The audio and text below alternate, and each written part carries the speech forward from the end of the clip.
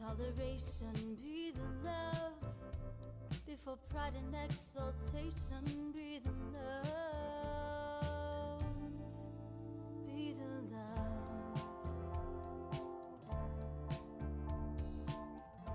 You are listening to Be the Love, transcending through the shadows into a higher state of consciousness.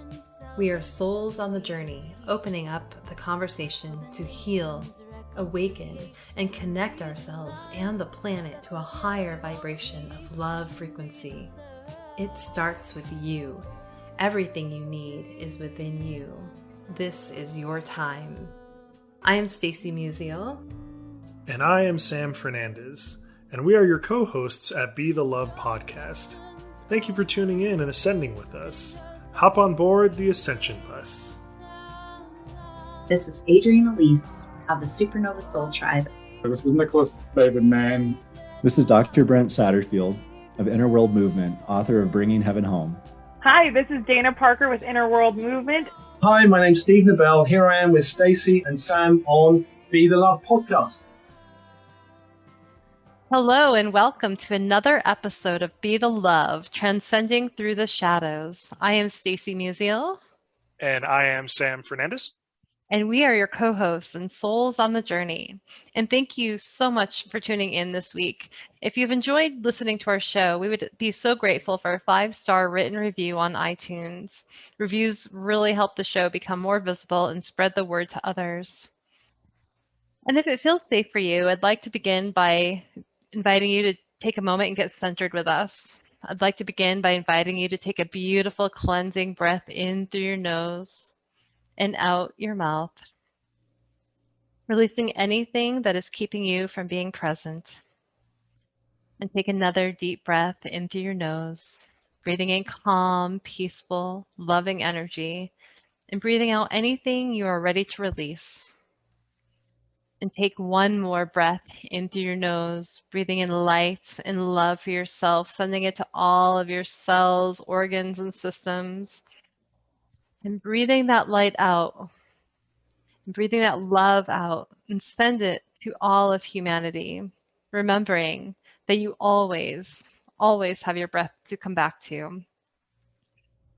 Today we have Celia Farran, singer, songwriter, comedienne. Celia has been described as a cross between Earthy Enya, Joan Baez, and Tina Fey. She dishes up the most delicious concoction of the silly and sacred, delighting audiences across the nation. In addition to having the kind of silky smooth voice often associated with classic Celtic singers, such as Celtic Woman, Celia excels at comedy. She often transforms right on stage into one or more of her alter egos, whose antics typically leave the audience howling with laughter. With powerful, heartfelt vocals and wacky comedic improvisations, the audience never knows what will happen with Celia on stage. She is open for notable authors such as Neale Donald Walsch, Marianne Williamson, and Masaru Emoto, and her song Symbol has been named the anthem for the Veteran Pentacle Quest in support of religious tolerance and acceptance.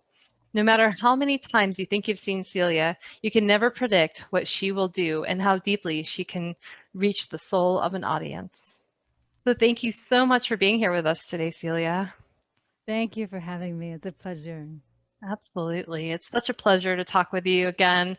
And I just, for the audience, for our listeners, it was such a pleasure. I had the pleasure of meeting Celia at a couple retreats in Camp Verde, Arizona, and experienced her music in a very small, intimate setting. And that was just a beautiful way to experience her and learn about her and her music. And so this is such a beautiful honor just to have you and be able to learn from you and hear your experience. So tell us a little bit about what got you started down your path of music. Oh, thanks, Stacy. Well, I started in a musical household. So my mother was very positive in anything we showed interest in. She made it happen. So there was a piano in the house, which she was raised with music. So we all played piano. And then separately, we all chose different instruments. And I think the clarifying moment for me when I decided I knew what I wanted to do with my life was watching my brothers play a song with perfect harmonies. They were probably age maybe 7 and 9, playing guitar and banjo in a sort of folk setting. And I got the chills up and down my spine and my whole body. You know, when you get that chi flow and you're like, oh, I feel alive. I feel open. I feel creative. I feel connected. I had that feeling and I said, I want to do that. That's what I want to do. And so I chose music as a career based on that experience, and also really getting supported by my family to be a creative person. Music wasn't my first career. My first career was theater in New York City. So I was about first 5 years of my career was more acting, theater, musical theater, and expressing on stage in that way. And then I decided I wanted to, instead of being an interpreter, I wanted to be a creator. So I brought that to being a full-time singer-songwriter, comedienne, entertainer, and producer. That's beautiful. It sounds like you've really just knew from the very beginning, like your soul had a calling and you've been doing it ever since. That's really beautiful. And so tell us a little bit. I know, you've mentioned that, and just like the small gatherings that I had a chance to hear from you and learn from you. And you've mentioned that everywhere, anytime there's a song maybe brewing for you. And so I'm curious, like where you get your inspiration from and what brings that forth for you to write your songs. Yeah. Thank you. There was a time when I was living in New York City when I was really following the moon cycles and new moon practice of asking for what I wanted. And one time, one of those moons, I asked to be creatively prolific. And that ever since then, I've never had anything like resembling writer's block, anything that stopped me from creating. My inspiration comes from everywhere, but I think my best writings happen when I'm doing something kinesthetic, like if I'm walking or I'm driving or I'm in motion. And I like to call myself an anthropological philosopher because I'm so curious about life and people and growth and potential and capacity and connection and as human beings, what gift we have and what we can do with it. So I've always been curious about those things. I think that's a really important piece of being a creative artist, is to be curious. So for me, inspiration comes from everywhere, and I tend to write different sorts of styles. I have the comedy aspect because I love a turn of phrase and I love making a rhyme work in a way that maybe somebody didn't expect, but it went in that direction. And I also love the more healing aspect of music and singing and the power of the voice. So I have some more healing practices I do with the music, like sound healing. And then I like to write things that are poignant. And then I like to write things that are angelic or healing or deep or earthy or goddess-like. So I really love writing whatever. And I'm taking a break right now, but I'm part of a singer-songwriter group where they give us a prompt every week and then we write a song from that prompt. So that has also trained me to be able to be explorative with ideas, concepts, different styles. So it's good to have some direction as well and say, okay, I'm going to focus on this. And then for the songwriting part of what I do, the lyrics and the music come at the same time. They just download and I rarely write it down. So that's been really kind of a fun practice as well. That's beautiful. Tell us a little bit more about your connection with the divine and the earth and how that has played into your music. Thank you. Well, I was raised on a farm, climbing trees and digging in the dirt and digging up carrots and collecting eggs from the chickens and watching some of that cycle of life happen by creating our own food and creating our own sustainability. So I was raised in a very, very pure, very organic environment. I had no idea what I had, not a clue. I was jealous of the kids who were drinking milk from a carton from the store. I was really, really jealous of them. And so being raised by parents who also were raised with those values and traditions and farming background, agricultural background. I feel like nature definitely is part of my inspiration, and my connection with the divine comes often through nature and through the feminine. So one of the songs that I know, Stacy, I've sung for the event that we were at is called She Needs a Goddess. So God or source or energy, so many of us have different messages of what that means and what that looks like. And being in a female body from birth, I wanted to be able to resonate with what it feels like to be in a female body connected to the divine, which I believe is different than what a masculine body will experience. Though we are all the same and we all bleed red, the different perceptions, and that there was only a God, there was only a big man with a beard who was mean in the sky, didn't really resonate for me. So I've reached out to learn more about a pantheon of different forms of the divine.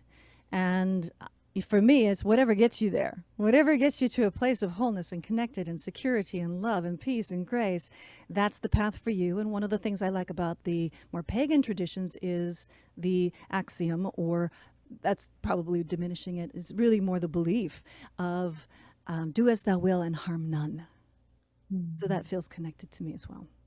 And how do you take that and bring that forth into your music? Like, what is the connection there for you? Like when you have that belief that, bringing the everyday goddess and bringing that, or the, the goddess song that you just mentioned, I forgot, sorry, I don't remember what you, but using that and bringing forth, like how has that shifted things for you to be able to sing about those things? Thank you. Yeah, it's a good question. Well, I was raised on a farm and I was a tomboy as a girl, so I was really enamored with the masculine, and I was enamored with what the culture celebrates as power and strength and force and, the positive and the negative aspects of the masculine. So I wanted to be as the best man I could be. I mean, that's really being raised in the generation I was raised in. The message that I interpreted from out there was be the best man you can be. And it wasn't until I got older and I started learning more about the divine feminine, I realized that's actually not where all my power is. It's where some of my power is. But to connect to the divine feminine and learn about different goddess traditions and learn that the feminine was actually more revered in cultures in times past, and sensing more into my worth as a beautiful woman who can be powerful as a woman was really, and I'm still growing into that. I'm in a culture that doesn't really celebrate that yet. I'm still growing into that. And writing the songs to celebrate the divine feminine, it's been a stretch for me. Like the first song, you mentioned the title, it's called Everyday Goddess. And I started writing it when I was in New York City, taking a course on Celtic mythology, learning about the maiden, the mother, and the crone. And so I started writing a long, long time ago. And then when my first album called Breathe, it's not the first one, but that's another story. The first album that I had fully produced, named Breathe, Willie Porter sat me down and said, we need some extra song titles. We just need something else to flesh out this album. Give me everything you have. I said, oh my gosh, I've written so many snippets that aren't done, but here's this, there's this. I have a song I want to write someday called Everyday Goddess. He said, oh, do that one. And that was in 2003. And I was like, oh, is the world ready to hear these words? Like, am I ready to sing these? It was just like all this fear that came up in me. And just like I tell my voice students, how to get over the nervousness of singing on stage. I say, you do it over and over and over. And every time you face your fears in a new way, and you do it over and over and over and over again. And as I've sung that song, Everyday Goddess, over and over and over and over again, just like any mantra, we become it. And now people call me the Everyday Goddess, and I can say, yeah, I'm an everyday goddess, and so are you, and so are you, and yeah, I could totally own it now, but I couldn't. The first time I sang it live, I was like, oh, there's that back programming of, am I going to be burned at the stake? Is it safe for me to do this? And then the response I started getting of women thanking me for singing this out loud and giving them this opportunity. It's now their theme song. I'm like, okay, thank you for the courage to step through that portal, because it's not always easy with when our biggest fear is rejection and we're choosing to be creative beings. You know, that's where the rubber meets the road. Yeah. And one thing real quick that I wanted to point out is you mentioned growing up, you know, with the divine masculine, and now realizing that it's okay to embrace the divine feminine. And I think a lot of us, you know, the way we grew up was through, you know, a masculine household. But I also think that as of late, and it seems like this, and it seems like every conversation we have with anybody, it always comes back to the divine masculine, divine feminine, because that's kind of the thing right now. You know, that's kind of it seems like that right now, that's the shift that's happening. And it's almost, it's not necessarily, you know, a shift of a ultimate shift from, you know, divine masculine to divine feminine, or divine feminine to divine masculine. It's like a marriage of the two. Balance. Exactly. It's you know, things are starting to balance out, and things are starting to kind of, you know, like I said, like intermingle and marry right now. My question is, though, you know, in the musical community, are you seeing more, you know, men embrace the divine feminine? Are you seeing more men be able to, you know, to feel comfortable about, you know, singing pagan songs or Celtic songs or something like that, and able to kind of embrace and kind of, you know, let themselves go like women are able to when it comes to those songs? Are you able to see kind of like the rigidness, I guess you could say, start to break away in the musical world?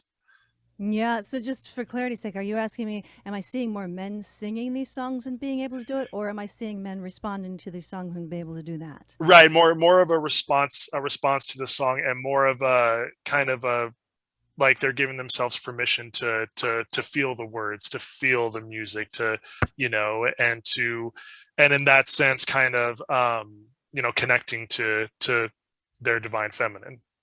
Yeah, I think so. I'm seeing a lot more of the masculine getting more comfortable with the emotional aspect of things in a culture where men were told, do not cry, do not show any sign of weakness. And so we take that in the opposite way, and it turns into this rigidity. So I'm seeing a lot of men opening their hearts more. And I'm going to say that it's a result of creating emotional safety for both genders, and for all genders in between, right? So we have this fluidity. So creating safety no matter what the gender, and emotional safety, and what that is and what it's not. And I'm taking a course right now from some friends who are sharing about emotional safety and how to create it for ourselves, how to create it for the other. So as each gender feels more emotionally safe, yeah, men are probably going to start opening up their hearts more, as is the masculine within the women. So I can relate to that. You know, I had a message growing up, do not cry, be strong, be the best man you can be, right? So within myself, the divine feminine is opening. So I wouldn't say it's necessarily men or women, but the masculine energy that's been so ingrained feels like it's softening and unraveling. And now we're getting a chance to test it out too. And it's scary ground. For me, it is. But it's worth it. I really do believe it's worth it. Definitely. Yeah, I agree. Yeah, and you know, there's that piece there, that emotional safety, you know, and I think, yeah, I've seen too just this shift of energy where we're giving men and women and all genders, you know, permission to feel, permission to be themselves, permission to let go of their preconceived notions, the shadow work. You know, a lot of people are diving into the shadow. And I think women have been doing that for a long time. And, you know, there's been men there too, but there's been this, you know, resistance, I think, because not feeling like they can cry or show emotion or the vulnerability piece. So I think it's finding that balance, or that not balance, but the safety to feel those emotions and be heard in a world where they haven't been able to be heard. It's a really you know, just a nice time to honor men and women and the divinity in all of us. So so I'm wondering, you know, I've seen that too in my own journey. You know, I was given that message, like, big girls don't cry, you know, and because that's, you know, what my parents were taught. And so learning, you know, that I have to stuff that down.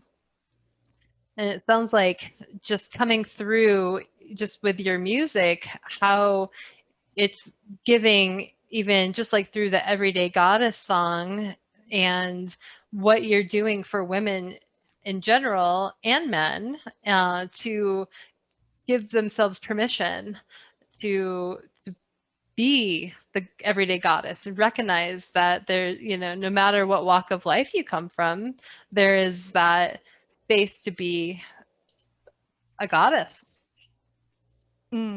Yeah. And you know, I grow into it all the time. I wasn't here where as comfortable in my goddessness self as I was. Let's just say I'm more comfortable now than I was. And I'm hoping more and more women and men come back to their true selves. And it's interesting. Some of the things you're saying, it's reminding me of a Marianne Williamson quote. When I asked her for an endorsement quote, this is what she said. She said, Celia's music call women to their glory and men to their hearts. So when Sam was talking about the men and their hearts, that was just such a beautiful gift to receive those words from her. And then, you know, when we receive those words, and then we go, yeah, maybe I kind of do that. And then we can expand into doing that even more. It's like, hey, I'm a goddess. Did I just say that out loud? I did say it out loud. You know what? I might say it out loud again and again and again and again. And letting it sink into us over time, over consistency, over trusting ourselves. It doesn't just, no true change happens overnight. Just like you don't plant a seed and expect a sunflower the next day. It takes a process. It is a natural process of, as you mentioned, the shadow, coming to terms with it, meeting it, making friends with it, and then bringing the whole of ourselves to our lives. That's where the goodies are. Not easy. Not easy. Absolutely. Love that. So tell us, what does it mean to be an everyday goddess? Like, what does that mean for you and for the women around that hear your music, and for all women really, or all men? Well, yeah, I mean, to embrace the goddess part of ourselves, which the masculine can do as well. For me, what it means in this moment is connecting to source, connecting to the divine. And in the feminine aspect, which is what I'm embodying in this body right now, that means being present to what needs to be done, but also with the heart that needs to do it. What needs to happen with also the grace and the connection to honor those that are connecting with us and partnering with us along the way. It means speaking in the truth. It means feeling what we feel. It means being a productive member of this community and bringing forth our gifts, and also allowing folks to give to us so that we open up to the receiving. It means becoming a generous spirit and also receiving the generosity of others. And in the song, it's, you know, I am the maiden and the mother and the crone, but it's really no big deal. It's just another day. You know, it's really no big deal. I'm just an everyday goddess. And I had a gentleman ask me once and said, what do you mean? It's a huge big deal. It's a crazy big deal. Like, why is it? I said, well, when you step into embodying that, it's not a big deal. When we step into who we are and what we're here to be and to create, it's just like we're fish in water. It's not a big deal to us. Just like that person over there who's doing this thing that you always wish you could do. It's like, it's not a big deal to them because they're living it. And then we get to honor each other's big dealness without feeling lack. So that's just my answer in this moment. What does it mean to be an everyday goddess? I love that. I mean, Yeah, it me sounds too. like just being yourself, showing Yeah. up and being authentic. Definitely. And I one thing that I really love that you said, Celia, is not only, you know, opening yourself up to be of service to people, but allowing yourself to have people be of service to you. You know, I think for a lot of us in you know, the spiritual way of life, and you know, people who are empaths like myself, and we are so focused on doing good for others. We are so focused on helping out the collective. We're so focused on, you know, just helping the earth, and we forget that, you know, we need help too. You know, we forget that we need the support. We forget that, you know, we need you know, a helping hand, or you know, whatever cheesy thing you want to say. But and that's just, it's just as important as opening ourselves up to help other people. You know, because if we expend all of our energy helping others and we don't allow any good energy coming to us, well, you know, we kind of waste away, you know. And I love how you said that, because it's an excellent reminder for any of us that it's just as important for us to be open to the love and the energy and the help that we need as it is to give that, you know. So I appreciate you saying that. That was very profound and cool. Thank you. And again, it is a practice for me. That's been really a deep practice. And the more we give, the more we receive, the more we receive, the more we can give, the more we give, the more we can receive. You know, it brings us up to here. And that's part of my abundance consciousness prayer. Absolutely. There's just such a beautiful flowing energy with that, just ebbing and flowing and circulating, you know. It's and when we open ourselves up, and you know, I think as women there's challenge in that, challenge with opening ourselves up and being able to receive, but when we do, it's an equal exchange. We can, you know, really step into that and allow the energy to flow like it needs to, rather than stagnating that energy. So yeah, so I'm wondering, you know, just in your own journey, I know you've touched on this a little bit, but I'm wondering if you could talk a little bit more about how you've used music to heal different maybe aspects, or you know, the shadow parts, the harder parts. You know, I know everything is a work in progress, and you know, we're all on a journey, and I'm wondering if you can just talk a little bit about, you know, just the words, because you mentioned, you know, just that everyday goddess, there might have been like fear with that, and you know, when you were first bringing that song into the world, you were birthing that song, but then you stepped into that. And so I'm wondering if you can share a little bit more about what that process was like, and how, you know, and with that song, or maybe there was other songs, and how that has helped you on your own spiritual path and healing journey. Yeah, thank you. That's rich. Okay, we're diving in. So I have a friend, singer-songwriter named Marianne in Santa Fe, New Mexico, and I heard her in concert once, and she said this, so I'm stealing it from her, which is, I aspire to my songs. Just because I've written these clever lyrics that nail something or bring this elevation doesn't mean that I've mastered it. A lot of the times I'm writing these songs for me, or the comedy aspect of what I do, a lot of that's just, it's fun, it's play, I'm doing it to elevate my spirit.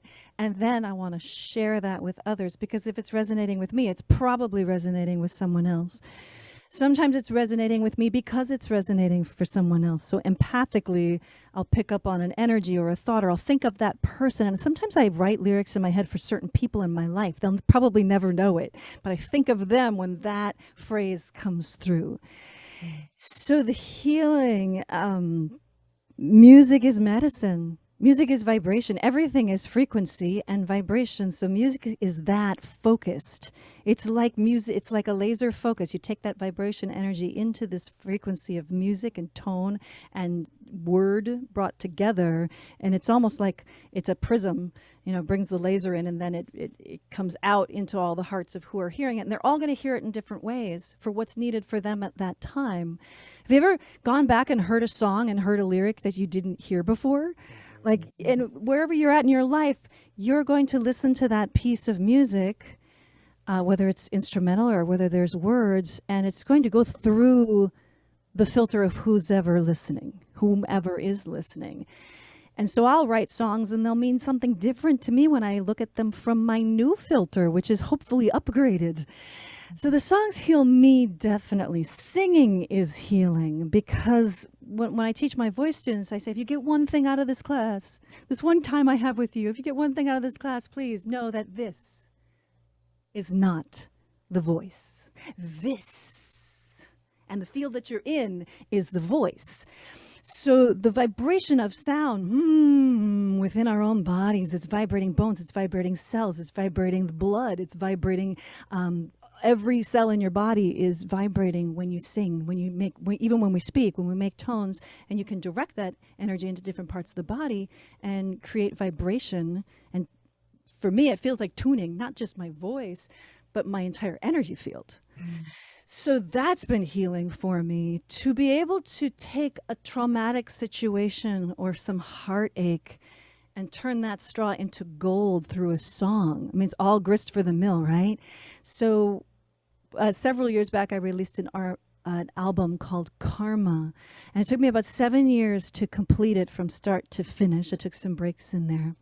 And what I did is I took the traumatic heartaches and heartbreaks that I've experienced and turned those into songs in hopes that it will inspire someone else to do some of that healing. And that's probably the most shadow work album that I have. So I call that album the Karma album, my redheaded Capricorn, badass bard-ess, high priestess of herself, ain't taking nothing less than to feel cherished, honored, and adored breakup album.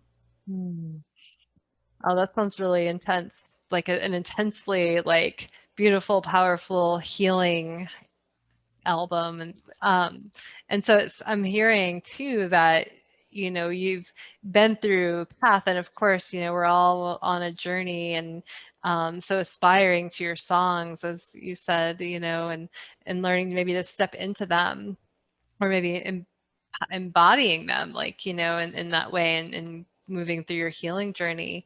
And I was curious too, I mean, just the vibrational frequency, are you using different vibrational frequencies like 432 or in your songs to help with that healing journey, so when someone listens to it they get that vibrational frequency?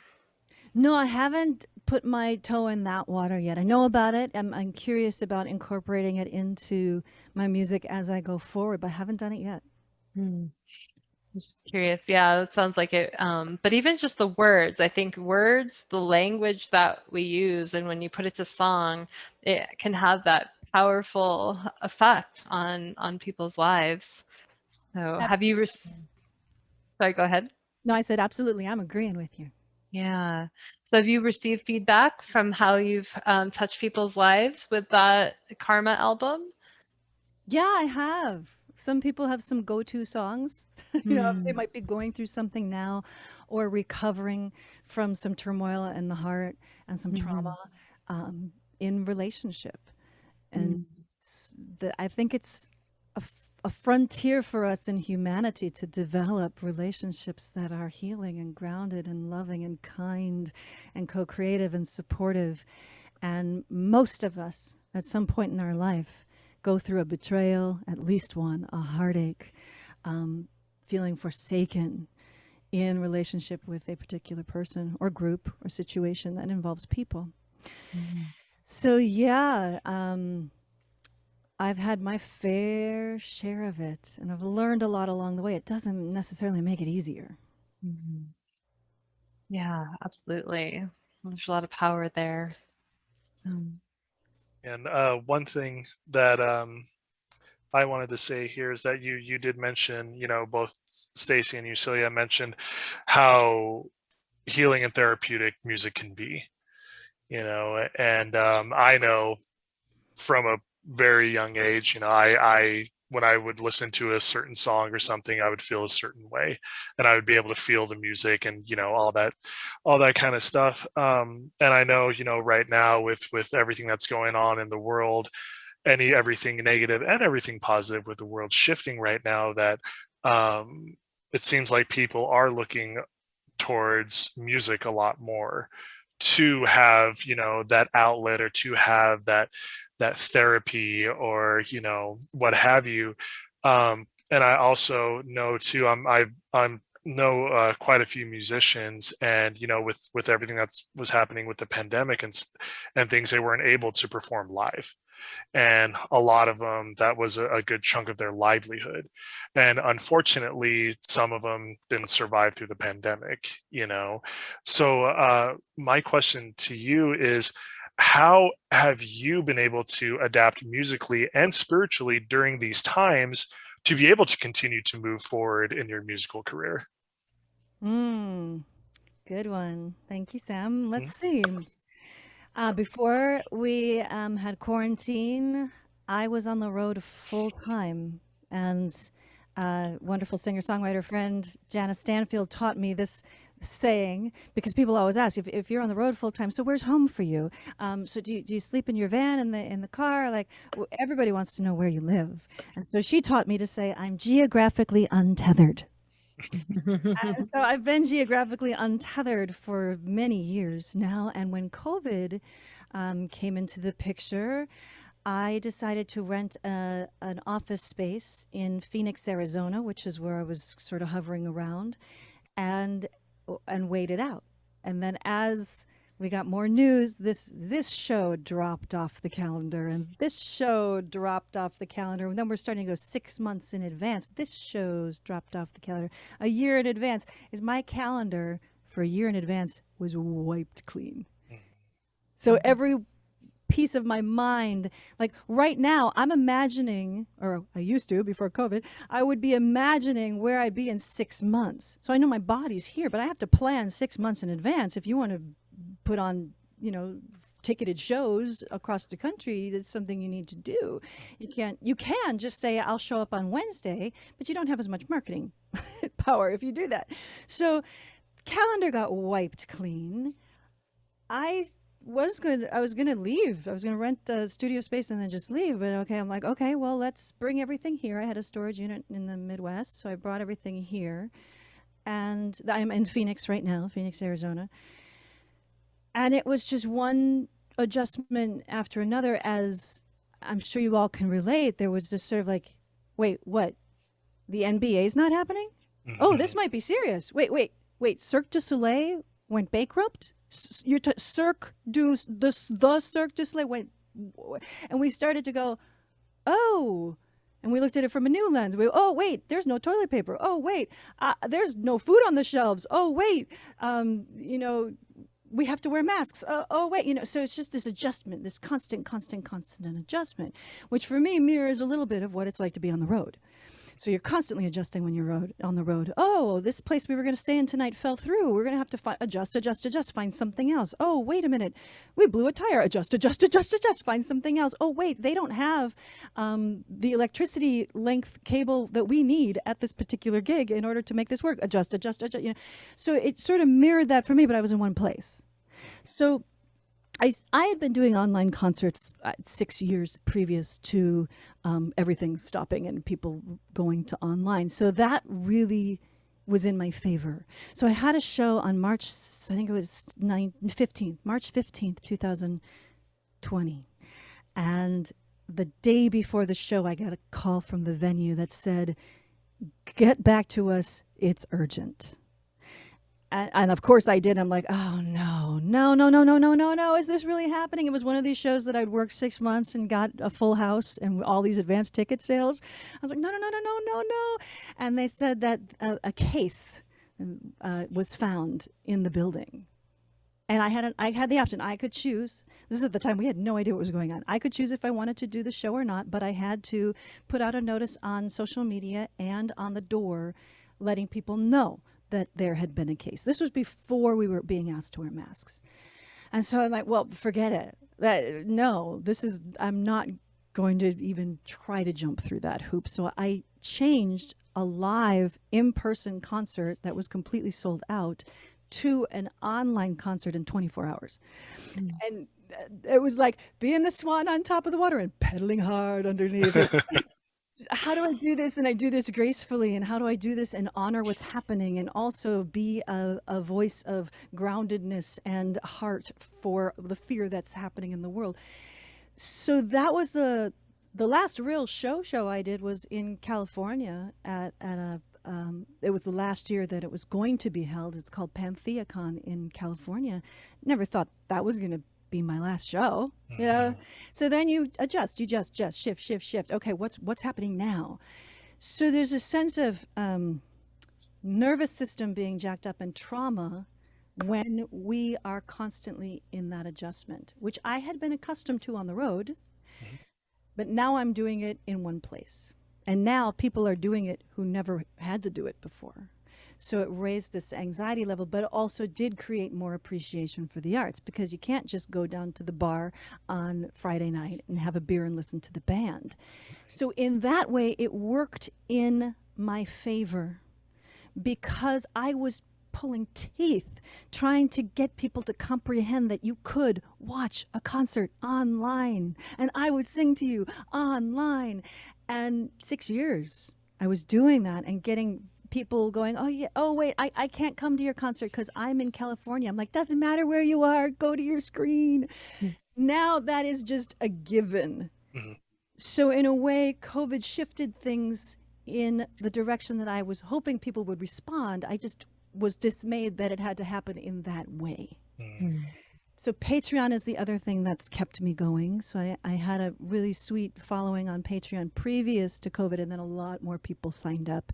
Patreon is an artist-based platform, a content-based platform. So, for example, your podcast could be on Patreon, so you could get subscribers in that way. What I do is I offer people a new song every week. So I write and record a new song every week and make that available to my Patreon subscribers, and then also have concerts for them and other things as well. So that, knowing that I was going to have that income every month and being able to create content as I had been doing and then do the online concerts, I'm actually doing better financially now than I was when I was on the road because so many of my resources were going towards gas, food, lodging, incidentals. Oh, we dropped that cable. We have to buy another one. Oh my gosh, my car needs another oil change. My guitar needs, just got something. I got to pay more than I ever would because I'm on the road and I need it tomorrow. So all of those expenses went away as well. Mm-hmm. New expenses like buying new programs for computers, new cameras, learning new lights, all of those things went up, but the wear and tear on the car went down, and a lot of those questionable factors of where am I going to be tomorrow, well, that was answered. I kind of knew where I was going to be tomorrow. So there's a lot of pluses and minuses. All of that said, I miss performing for live audiences so much. And the question du jour that people are asking me is, when are you going to start doing shows again? When are you going to start doing shows again now that things are back to normal? And my answer is no. Because the kind of shows okay, here's the other thing that happened, and I think this happened for a lot of us. The healing part of your question is we got a chance to look at things in a different way. And we got a chance to prioritize. We got a chance to question some of the choices that we had been making. And the choice that I had been making to work so hard on the road, I thought was made for me because I didn't think I could get off that treadmill. And honestly, I don't think I could have without an intervention. COVID intervened and I went, okay, you win. Like, I'm not going to fight this. I will get off the road because I have to. I can fight it out. I can duke it out. I can adjust any battle. But that was one I knew I wasn't going to win because the entire society was in the agreement that we weren't going out. Venues weren't open and you couldn't get a sandwich if you wanted to. So in some places. So that the shadow or the gift of these trying times for me has been, and I mentioned this to you both before we came on with the other folks, is I didn't realize how jacked up my nervous system was being on the road all the time. The show must go on, the pressure of being everything to everybody in a moment on stage, all of the different things that happen when you're living as an independent artist on the road. I had no idea I was the frog in the water. And it just kept getting hotter and hotter. I just didn't even know. It's just what you do. It's what you have to do. So coming off the road and not dealing with some of those same challenges, my nervous system started to calm down. And I started to come into more homeostasis and making choices from a different place. And then recently, last week here in Phoenix, I had a really traumatic experience where I witnessed a shooting in very close range. No one was killed, but major injuries. And I felt that nervous system get jacked up again. And that's how I was holding my neck when I was on the road and couldn't unravel it. There was no time to unravel it. You have to get to the next show. There's no time to break down. So this pressure that I ultimately put on myself. I got a chance to see very quickly how quickly that comes back, and that is trauma. When we overwork ourselves, when we have to push on, when we are addicted to the hormones of stress, that is trauma. And the chance to step back for a little bit and not be in that must have to should, of bustling around the country and doing shows, helped me see just how precious slowing down truly is. Not just precious, but healthy. And our lives actually do depend on it. So you asked me to give you the time and I built you a clock, but that was just sort of my ramble on what you were asking me. No, that was great. It sounds like, really you had to adjust and everything happened in that's sort of like a blessing in disguise where you wanted to get off the road, but didn't feel like you could get off that, that hamster wheel. But it allowed you to maybe open up new energy so you could do the music that you love, but in a different capacity. Absolutely. Yeah. Absolutely. And here we are, and here we're in the next phase of today. Yeah. As we adjust to what's absolutely. So I'm wondering if you could play a song for the collective today. Absolutely. I can, and I will. Well, thank you. Let me just make sure my drum is tuned well. This is, her name is Thelma, and my guitar is Louise. So we have Thelma and Louise. And hello, Thelma. Thank you for that, Sam. Glad for the chuckle. And, it's a baron. It's made out of goat skin, so I can get lots of different tones out of this one drum. I just want to tune it up a little bit because we have some humidity for Phoenix. There's some humidity. She's just adjusting. So, all right, the song is called Everyday Goddess. It's a song that we had talked about earlier that I was afraid to sing at one time, and now I feel like I can sing it any day, anytime. I feel like my cells have embodied it, owned it, and standing on the earth of creating from the divine goddess place. Now, there's a part that you get to sing, you'll catch on, and gentlemen, if you don't feel comfortable with the words, there is an ooh part. And as far as I know, ooh is still gender neutral. It's really no big deal. I'm just an everyday goddess, doing all my goddess duties, trying to find a way. I am the maiden and the mother and the crone, but it's really no big deal. It's just another day. Ooh, ooh.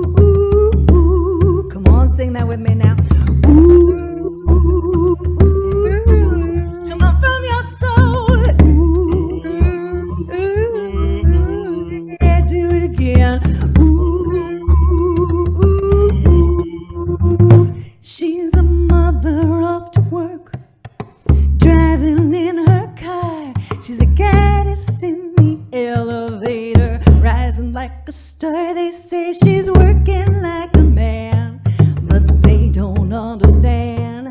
She's dancing with the goddess in her heart. She's that woman on the phone, smoothing out a deal. And though her back is aching, she's a goddess in high heels. She works 6 a.m. to 3, and it may be hard to see, but the beauty of the goddess runs deep. Ready? It's really no big deal. Big deal. Everyday goddess doing all my goddess duties, trying to find a way. I am the maiden and the mother and the crone, but it's really no big deal. It's just another day. It goes ooh, ooh, ooh. Come on, sing it with me now. Ooh, ooh, ooh, ooh. Come on, there's no words. Ooh, ooh, ooh. Yeah, do it again. Ooh, ooh, ooh, ooh. She's a goddess in a skirt, long lean legs. She can drop you to your knees and make you beg. We are obsessed with her body, but we don't see but the beauty of the goddess lies beneath.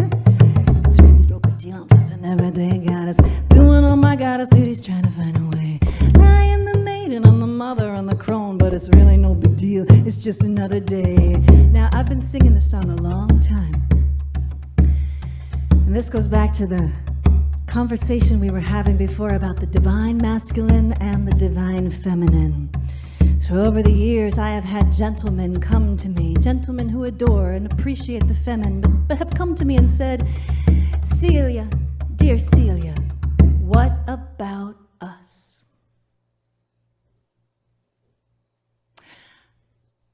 I had nothing. Nothing for the longest time. And then I finally wrote a verse for the men. For the men who honor and celebrate the feminine, who create to provide and elevate the goddess, the mother, the creatrixes. For those men, I wrote a verse. You want to hear it? Mm-hmm. Yep. Yes. Right. You, Sam, you and your tribe. You know. It's really no big deal. He's just an everyday god, honoring his goddess every day, every way. He's a warrior, he's a poet, he's a king among men. But it's really no big deal. It's just another day. It's really no big deal. It's just another day. And that is for all the awesome, honorable men out there. So many good men. And this one's for everybody. It's really no big deal. We're gods and goddesses here, brothers and sisters, choosing a new way. We are hearts, we are souls, and we celebrate our goals. But it's really no big deal. It's just another day. It's really no big deal. It's just another day. It's really no big deal. It's just another day. It's really no big deal. It's really no big deal. It's really no big deal. It's really no big deal. It's really no big. Oh, I'm so sorry. Did I forget to teach you the gospel part? We're having a little goddess gospel. We're bringing her back. It's really no big deal. It's really no big deal. That's it. It's really no big deal. It's really, now clap your hands. It's really no big deal. It's really no big deal. It's really no big deal. It's really no big deal. It's really no big deal. One more. It's really no big deal. It's just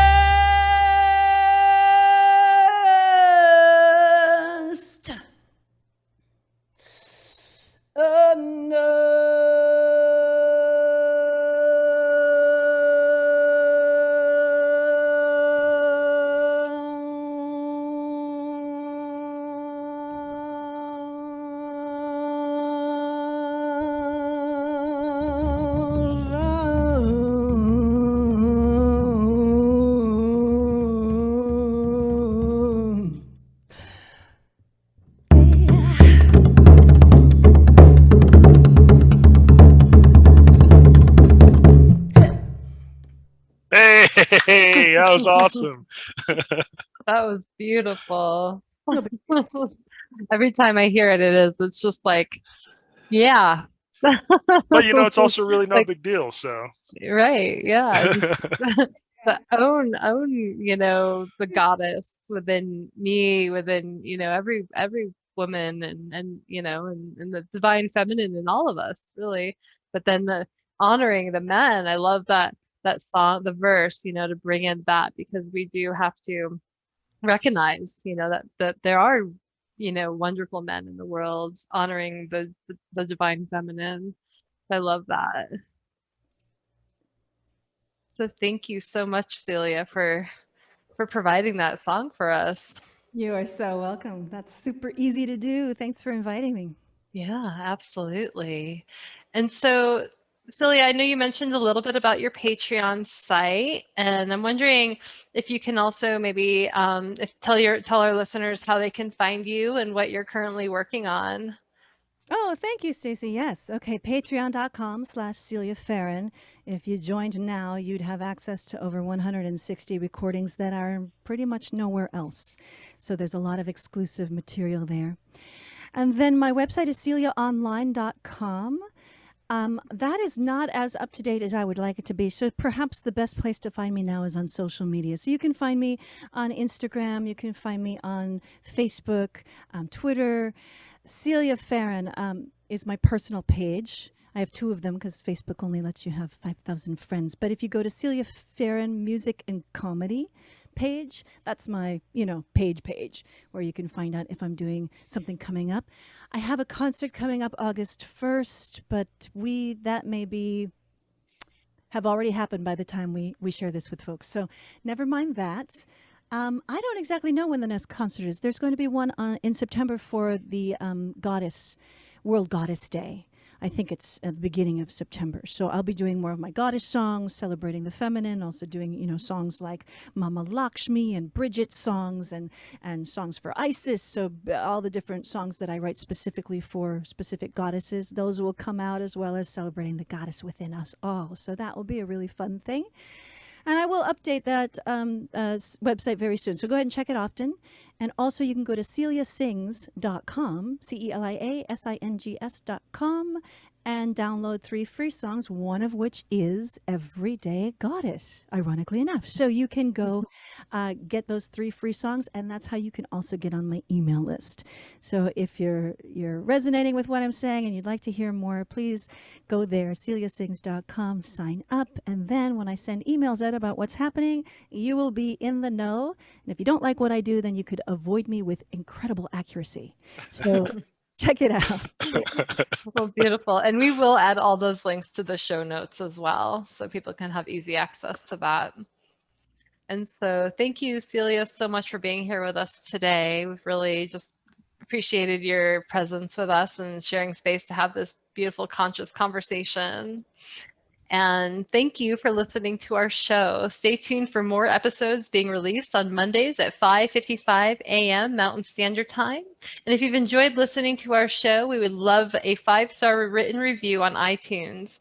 And of course, please share the love by sharing it with your friends. And if you want to support the work that we're doing, please consider making a donation to our show by visiting our Patreon website at patreon.com/Be the Love Podcast. And until next time, love yourself, love each other, and love the world. We love you. Love you guys. Take care. We'll talk to you later.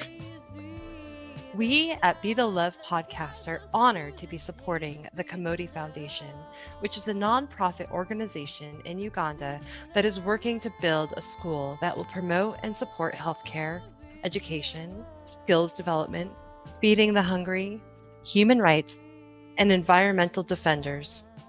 Their goal is to work with young mothers and single mothers, street children, and vulnerable families who lack nurture as they guide them to become productive individuals, which will lead to a productive generation. Please see our show notes on how to become a donor, mentor, volunteer, or sponsor. Thank you, Heather Lynn, for providing us with your beautiful song to accompany our show, Be the Love. If you would like to learn more about Heather Lynn and her music, please visit her website at heatherlynnmusic.com. And thank you, Chrissy Grace at Leading Edge Productions, for the beautiful design and graphics. And thank you for tuning in. And until next time, we are souls on the journey. And thank you for hopping on the Ascension bus with us. And remember, there is always a seat for you.